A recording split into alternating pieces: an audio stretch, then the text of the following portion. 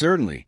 Here's a long-form script detailing complete history and geography of the 1 penny coin, including its circulation and uncirculated status, primarily focusing on the British 1 penny, which is one of the richest histories among all penny coins.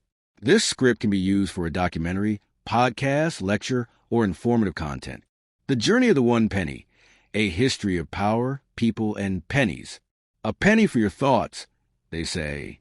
But what's the real worth of a penny? Beyond its tiny face value lies a mighty tale of empire, innovation, and identity. Today, we delve into the complete story of the 1 penny, from its medieval beginnings to its role in modern economies, from circulated hands to uncirculated collections, from copper clinks to digital relics. The story begins around c. 785 A.D. in Anglo-Saxon England. Under King Offa of Mercia, the silver penny was introduced, replacing the earlier seat. This was the first coin to resemble what we now recognize as a penny, made of silver, not copper or bronze, weighed around 1.3 to 1.5 grams, carried inscriptions and imagery denoting kingship and divine authority. The penny quickly became the standard unit of currency in England and held that position for over 500 years. The term penny is derived from the Old English penning, possibly influenced by the Germanic pfennig or Norse penninger, indicating its widespread usage across early medieval Europe. As the Middle Ages progressed, the silver penny dominated British commerce. Kings like Edward I reformed the coinage, introducing clearer designs and inscriptions. 1280s. Edward I introduced long cross pennies, making it easier to divide coins into halves and quarters for smaller transactions. Counterfeiting was common, leading to periodic reforms. The silver penny remained the only denomination minted for centuries until the groat for D and halfpenny appeared. 17th century, the token era. By the 1600s, there was a shortage of small denominations. Private mints and local businesses issued copper tokens to facilitate trade. The official government was hesitant to mint copper, fearing it would undermine silver currency. 1700s, the age of counterfeits. By the 18th century, copper coinage was in chaos. Unofficial and counterfeit pennies flooded the market, prompting the Royal Mint to take action. Under King George III, the Royal Mint issued the first official copper penny in 1797, known as the Cartwheel penny.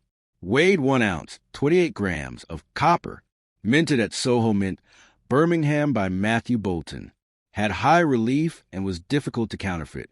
Though massive in size and unpopular for daily use, the Cartwheel penny symbolized the Industrial Revolution's impact on minting, using steam-powered presses for the first time.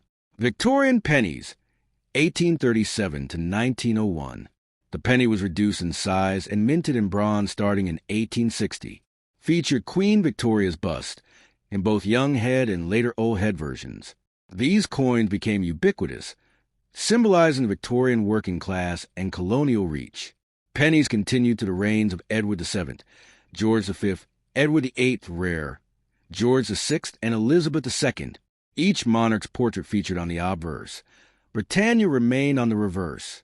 Decimalization, 1971. On February 15, 1971, the UK moved from the pound SD system, pounds, shillings, pence, to a decimal system. 100 new pence equals 1 pound. The old penny, 1D, ceased to be legal tender. Introduced a new penny, 1p, in bronze. Same size as the previous halfpenny. The reverse featured Christopher Ironside's design of a portcullis, a symbol of the British Parliament. Redesigned 2008. A new reverse design was introduced in 2008. Matthew Dent's shield of the Royal Arms replaced the portcullis.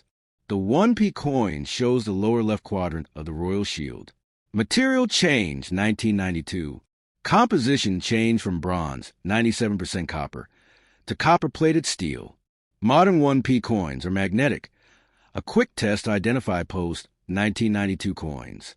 The British 1 penny has been used in the UK, England, Scotland, Wales, Northern Ireland. Crown dependencies, Isle of Man, Jersey, Guernsey. British overseas territories, e.g. Gibraltar, Falkland Islands.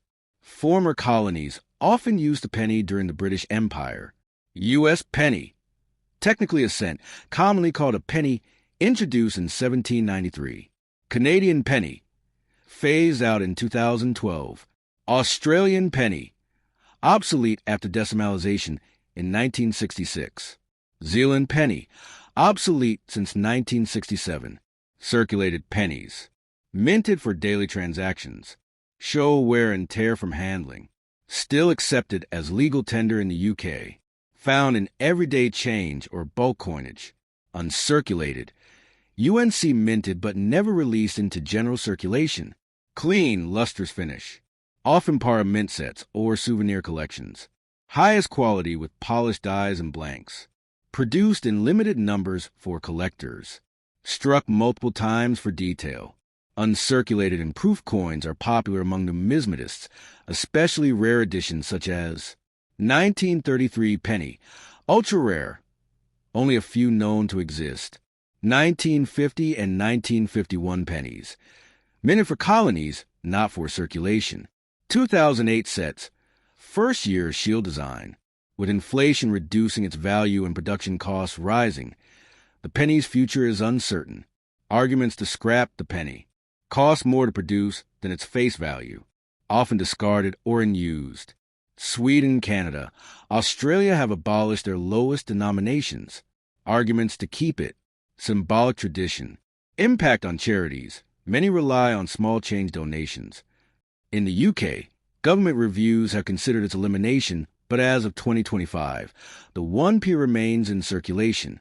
The humble penny has seen kingdoms rise, industries revolutionize, and economies evolve. It's passed to the fingers of emperors, soldiers, merchants, and children. From the silver coins of Offa to steel discs in vending machines, the penny reflects our past and hints at our future. So next time you find a penny, remember, it's more than just copper. It's a coin with a 1,000-year story. The saying, "a penny saved is a penny earned," is attributed to Benjamin Franklin. A 1933 British penny sold for over £72,000 at auction. Tossing a penny into a wishing well dates back to ancient European rituals of water spirits.